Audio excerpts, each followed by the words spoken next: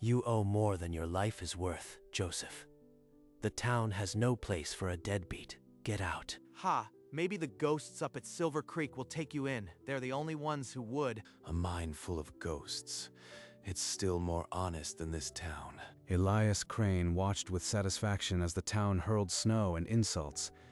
Joseph's dog pressed close, the only creature that didn't turn away. If you are still within a mile by sundown, you'll regret more than the cold. I've already lost everything. What more can they take? The trail to the Silver Creek mine was a frozen scar on the mountain, shunned by men who whispered of bad air and restless spirits. They say it's haunted. Good. Maybe the dead are better company. He struck a match and lit the old lantern. The flame threw his long shadow against the black rock as the dog whimpered once, then fell silent. One night, just get through one night, and then we'll see. The tunnel floor was littered with old timbers and rusted rail spikes, but the first section stood intact. A dry pocket sheltered from the wind that screamed across the ridge. First thing, boy, we seal the wind out. He hauled the heavy hide curtain from his pack and stretched it across the mine mouth, driving wooden pegs into the old timber until the fabric stopped its flapping. That should hold. Now for a fire. He collected loose stones and built a ring for the fire. Dry splinters from a collapsed beam caught the spark, and soon a small, steady flame crackled to life. There, light and warmth in the belly of the mountain. The flame did more than banish the dark. The air around him stayed still, and the cold did not deepen the way it did on the surface. It's not freezing. The rock itself is holding warmth. The dog circled once and lay down near the flames, a soft whine escaping as his muscles relaxed for the first time since the long trudge from town. Maybe this isn't a tomb after all. With the fire established, Joseph explored the branching tunnels.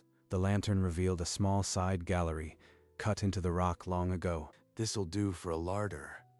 Cool as a root cellar, and bone dry. He brought his meager sack of flour, dried meat, and a tin of beans into the narrow space. The rock walls were cold, but showed no frost. No ice. That means it stays above freezing even in the dead of winter. Outside, the sky darkened into a slate-colored slab. The wind began to moan across the ridge, and the first heavy flakes fell. The blizzard hit with sudden fury, whipping snow sideways until the world beyond the curtain was a white, screaming void. But inside the sealed mine, the fire burned steady, and the air held the stillness of a room carved from the heart of the mountain. The dog stretched before the flames, and Joseph sat on a rough crate, listening to the wind howl impotently against the timber. They're up there, shivering in their cabins, and down here, I am warm. Maybe I can last the winter after all. The days passed in a rhythm of feeding the fire and exploring the tunnels. The mine offered no threats, only silence. We need water, boy. The mountains should have a spring deeper down. And then, in a distant drift, he heard it. A slow, steady drip of water from a crack in the rock. A trickle, enough. It's been days. No one could survive out there. Joseph must be gone. But Elias Crane dismissed her fretting. To him, Joseph was already a forgotten corpse. We have water, food, warmth. We don't need them. They meant to kill me with this banishment. All they did was give me a home. The dog thumped his tail on the stone floor, and Joseph felt something he hadn't expected. Contentment. I am not just surviving. I am building something. As winter tightened its grip, Joseph pushed deeper into the mine, past the trampled paths he had already made his own. He found a collapsed ore cart and a rusted pickaxe, leaning against the wall, as if the last miner had simply walked away. They left their tools. Not a cave-in, not a flood, so why did they abandon this place? On a flat section of wall, letters had been chiseled deep. J. Harlow, 1887. No final message, no warning, just a name. His dog halted, nose twitching, a low growl rumbling. A bat swooped from the darkness, vanishing into a high fissure. Easy, boy, just bats. Nothing haunting here but old shadows. No cave-in, no gas, no sign of disaster. They just stopped digging, like they wanted it forgotten. The thought stuck like a splinter. He began to notice details he had missed. A tunnel too neatly sealed, a timber too straight for a collapse. Tomorrow, I'll see what's on the other side. He returned to the fire, but sleep came hard. The mountain held a secret, and he meant to uncover it. In the valley, the freeze tightened like a fist. Wells shrank daily, water turning sluggish with ice. The well's near dry. If this keeps up, we'll have nothing to drink. Ain't right. We'll be drinking melted snow soon. But Elias silenced any talk of the mine. He called it cursed, and Joseph gone. The mine is cursed. No use risking lives for a deadbeat. By week's end, the ice was too thick to break. People hoarded snow in buckets inside their cabins. That poor man. No one should have died alone in the cold. He made his choice. Still, a shame. It had to be that way. But as the cold deepened, unease crept between the frosted walls. Elias's authority felt more brittle than the ice. No one spoke of Joseph aloud, but his name lingered in the thin, dry air of every kitchen. While the town melted snow for drinking water, Joseph shouldered a rusted pickaxe and climbed down to the far end of the drift. The boards blocking the passage were rough-cut pine, not timber from a cave-in. The nails were bright under the lantern, barely rusted. No cave-in ever looked this neat. Somebody sealed this in a hurry and never came back. He set his feet and swung. The pickaxe bit into the pine with a satisfying crack. Again.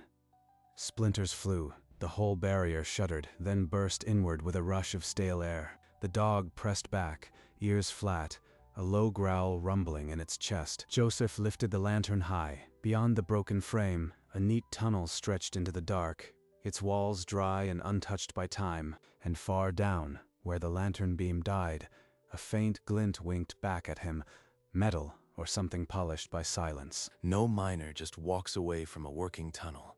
This was hidden on purpose. He stepped through the shattered barrier, heart hammering, into a secret the mountain had kept for years. The lantern fell upon a thick seam of silver, glinting as if lit from within. Silver. This mine was never played out. He turned the beam. Stacked crates, untouched for years, crowding the chamber. He pried open a crate lid. Canned goods, tools, a thick ledger wrapped in oilskin. They left supplies. They planned to come back. He opened the ledger. The pages were brittle, but the handwriting was sharp. Order from the Clark County Silver Consortium. Seal the main drift. Spread word of a cave-in. No one digs further. They closed it to drive prices up. They lied to the whole valley. He stared at the seam and then back at the ledger. He was holding proof of a crime and the key to a fortune. And they called me a deadbeat.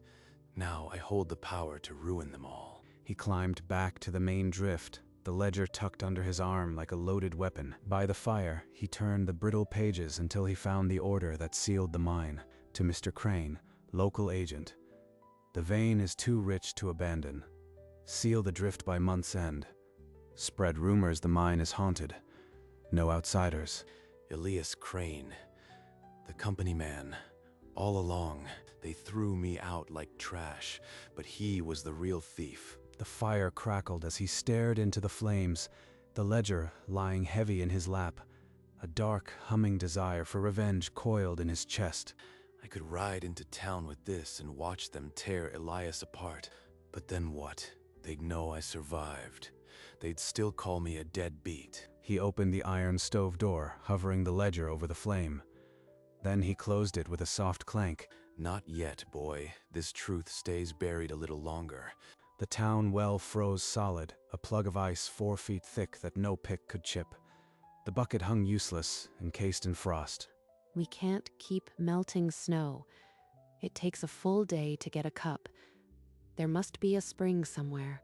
Only place not frozen solid is likely the mine. Those shafts cut into springs all the time. The Silver Creek mine is cursed. You know that. And Joseph died there. You want to disturb his ghost? You don't know he died. Maybe he found water. We're dying here, and you cling to old rumors. I said no. No one goes near that mine. Do you hear? The crowd shuffled, whispers twisting through the cold. A few faces turned toward the mountain. Cursed or not, if we don't find water soon, we'll all be ghosts before spring. Elias felt the shift. For the first time, someone held his gaze without looking away, but no one stepped onto the trail. The mine still loomed in their minds, a dark mouth waiting to swallow them. From the mine entrance, Joseph watched the town below. Chimneys smoked, but no one moved. The well was a frozen white eye. They drove me out to die. Now the mountain keeps me warm, and the valley freezes them. Revenge would be simple. Sit here. Let the frost do its work. The dog whined and nosed his hand, tail wagging.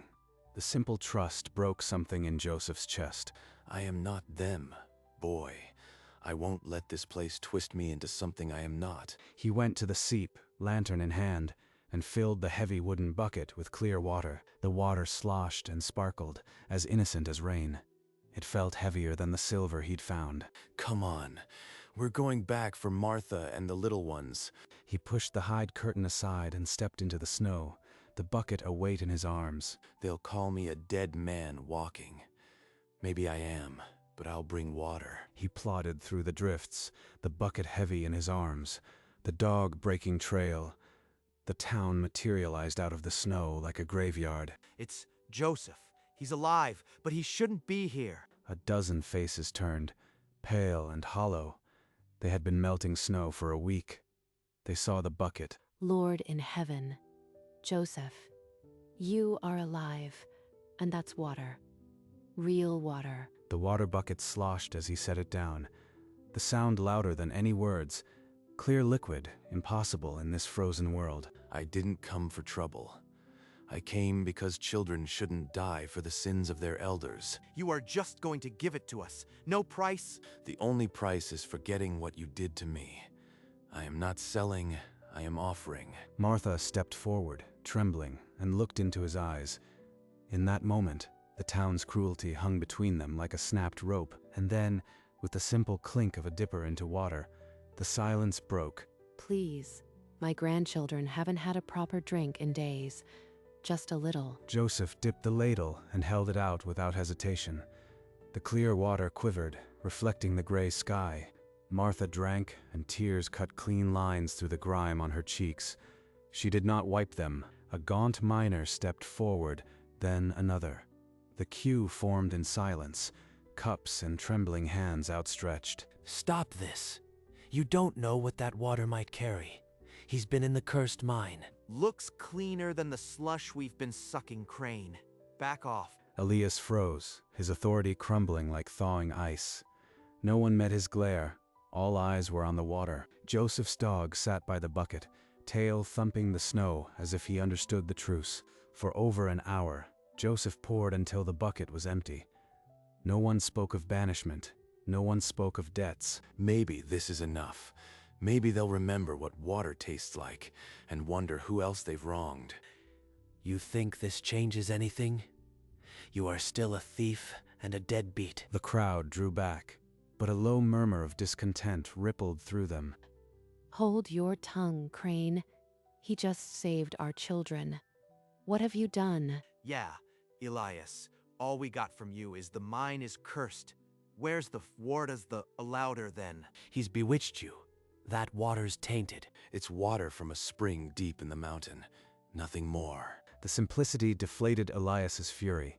He searched the faces around him and found no allies. A few in the crowd began to chuckle. A dry, bitter sound. Crane, go home, someone muttered. Joseph's hand inside his coat brushed the cover of the ledger. Not yet. They weren't ready for the whole truth. Elias stood alone in the snow, his threats lost. The town had, for a moment, chosen a different leader. Joseph drew the oilskin-wrapped ledger from his coat, holding it up for all to see. I found the reason the mine closed. Not cave-in, not ghosts. A lie. That's stolen. It proves nothing. It proves everything. Seal the drift. Spread word of a cave-in. No one digs further. He turned the page so the crowd could see the order from the Clark County Silver Consortium. A stunned murmur swept the square.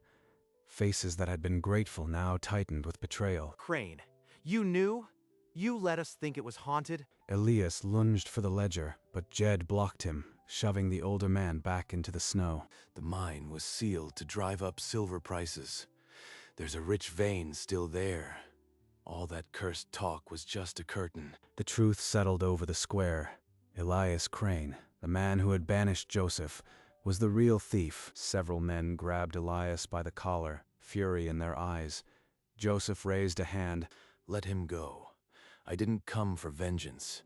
He's not worth a rope. The water from my spring is free for anyone who needs it. God bless you, Joseph.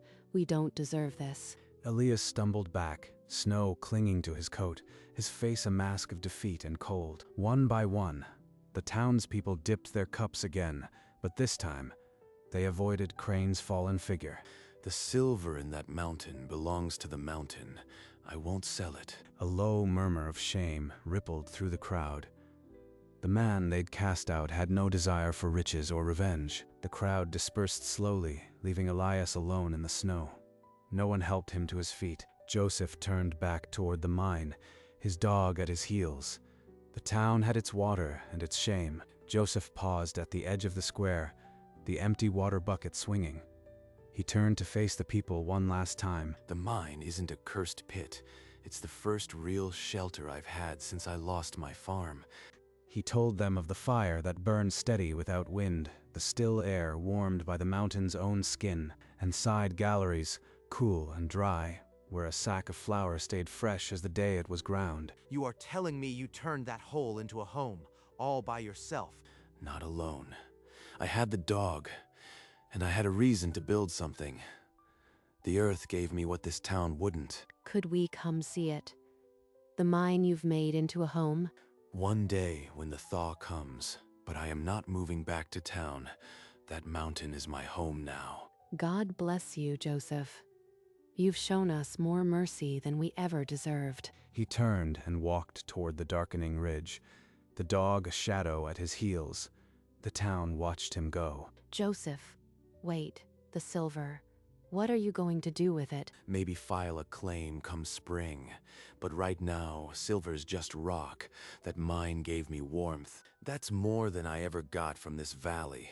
I'll keep my home. He faced forward again and trudged on, the dog at his heels, neither of them looking back. Behind him, the town stood frozen in more ways than one. Not a soul spoke. Jed stared at his boots, jaw tight.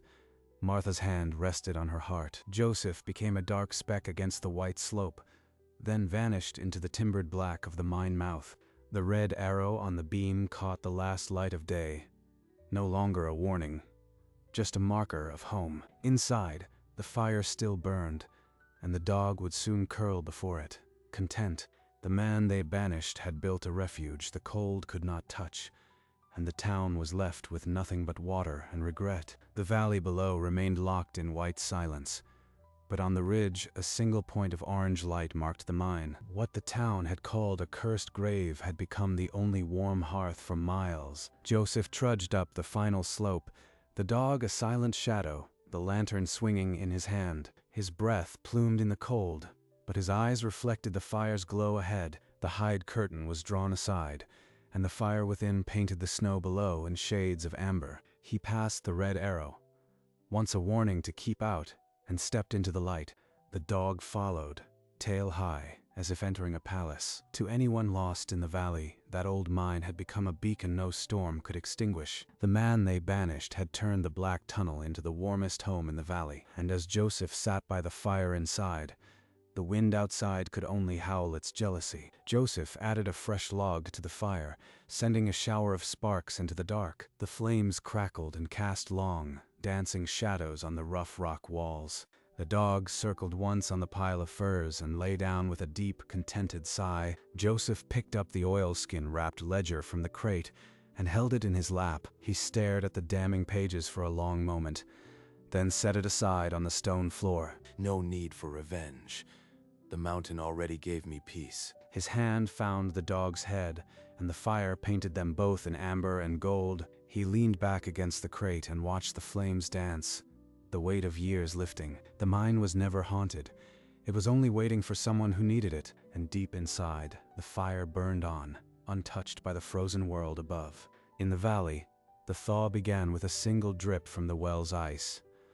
But no one celebrated. The town had water now, but the memory of their cruelty would take longer to thaw. Joseph stood at the mine mouth, one hand resting on the rough timber, the dog at his side. The air tasted of melting snow and damp earth. A new season was coming, but he felt no pull to return. He had no desire to see the town again. This mountain was his, and he was its keeper. Some men survive winter. Joseph built his own season. He turned and looked back into the warm glow of the mine.